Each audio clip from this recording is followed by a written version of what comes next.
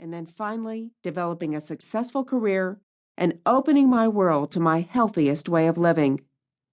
Through all of the pageants in my late 30s, I beat out the youngest of the young, winning the fitness competitions, and at the age of 44, was selected as a Wilhelmina Hot Body National Finalist. I was one of 5 women who competed on a national level. It was an honor, and from that I won the acclaim of being featured on Regis and Kelly, Inside Edition, as well as multiple news channels and New York's prestigious newspaper, the New York Daily News. Women wanted to know how I've done this in my 40s. But whether you're in your 20s or even your 30s, you want to be ready for any changes with your body. You want to know what's happening so that you can make adjustments. And that's what this audio is all about.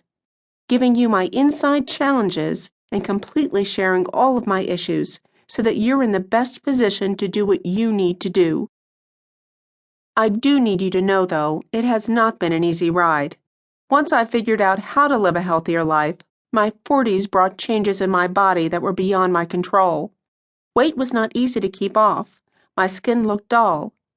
And I didn't understand this as I was doing the same things I had done in the past that did produce results.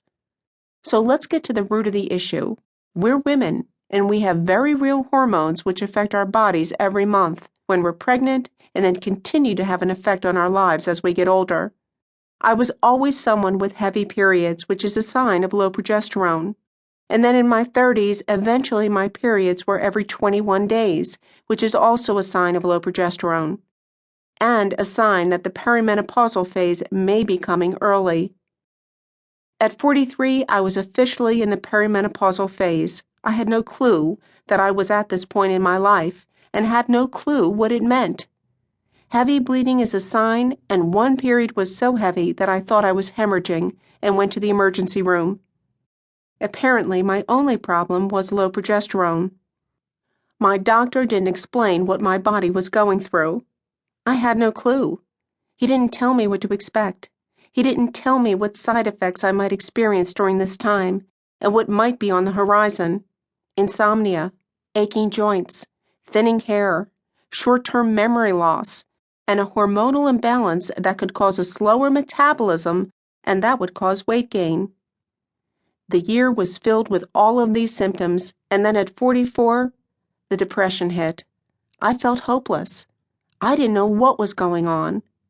Again, my doctor didn't share what was happening or what my options were. I was given a blood test and had a very low estrogen level, under 10. The doctor was surprised I was still getting my period with such a low estrogen level.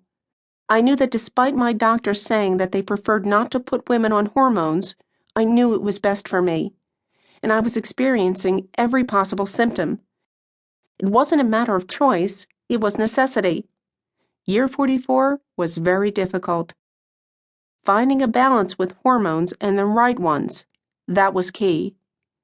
I not only needed sleep in my brains and my joints not to ache as I could be on my feet for up to 12 hours a day, but I also needed my hair and to be able to maintain my weight as my business dictated it. Feeling mediocre was not an option. When my doctor attempted to place me in a category with everyone else and prescribe what others were getting and was failing to listen to me, I fought back. But he didn't want to take the time to figure me out, so I found another doctor. Ladies, I'm in a job which requires all of my mental, physical, and emotional energy. Anything less than feeling or looking good is not an option, especially if it's possible to feel and look better. I hope that all of you hold yourself to the same standard because you deserve life. The big lesson here is don't take "it's just the way it is," or "that's getting older," or "we'll treat the symptoms." You know what you need, and you deserve to be at your best. I, for one, did not get the memo that life was over when you hit 40. Yep, the way I was being treated was that you might as well hang it up because you're not going to be able to get around, your looks are going to go, and forget working.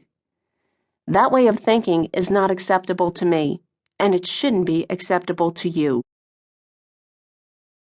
If you do decide that hormone replacement therapy is your best option, then not only talk to your doctor, but do the research yourself on these hormones.